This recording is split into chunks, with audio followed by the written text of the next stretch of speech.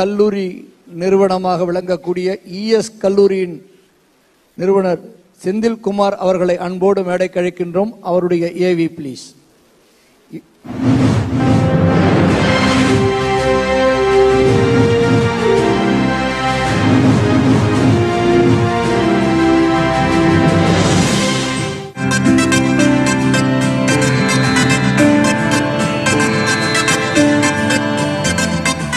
Hello, Vanakkam. I am Senthil Kumar, Managing Chairman and Secretary of ES Group of Institutions managed by ESSK Viluppuram. Now we are in Devani Ammal College for Women, Autonomous College. It's about 37 years old. அதே போல we are an NAC accredited institution, accredited by NAC with A+ status. This A+ status ன்னு சொல்லிட்டு நீங்க பாத்தீங்கன்னா அது self financing காலேஜஸ்ல குவாலிட்டிக்காக கொடுக்கக்கூடிய ஒரு பெரிய ஒரு ரேங்கிங்.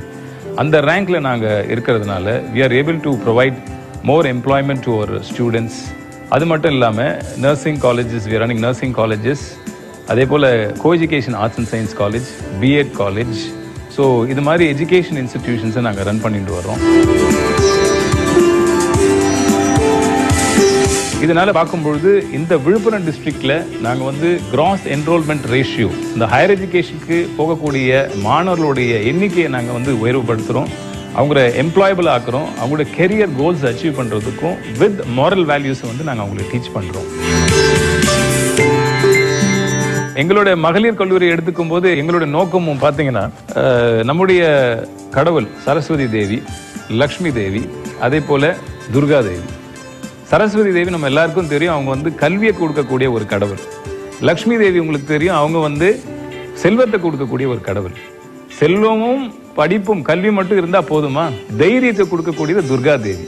அந்த வகையில இந்த 3 கடவுள்களும் எங்களுடைய கல்வி நிறுவனத்துல ஏதோ ஒரு வாக்கத்துல நாங்க அந்த கடவுளால நாங்க ஆசீர்வதிக்கப்பட்டிருக்கோம் நாங்க நினைக்கிறோம். அதன்படியாக எங்க மாணவர்களும் மிக சிறந்து விளங்கக்கூடிய வாய்ப்புகளை நாங்க கொடுத்திருக்கோம். இந்த தாரா ஃபவுண்டேஷன் இந்த அவார்டு, இது ஒரு பெரிய மதிப்புள்ள அவார்டா நாங்க ஏற்றுக்கொள்றோம். இது மென்மேலும் எங்களை ஊக்கப்படுத்தும், இன்னும் பல்வேறு சாதனைகளை செய்யக்கூடிய ஒரு வாய்ப்பை இது கொடுக்கும்னு நான் நம்புறேன். Thank you very much for this award.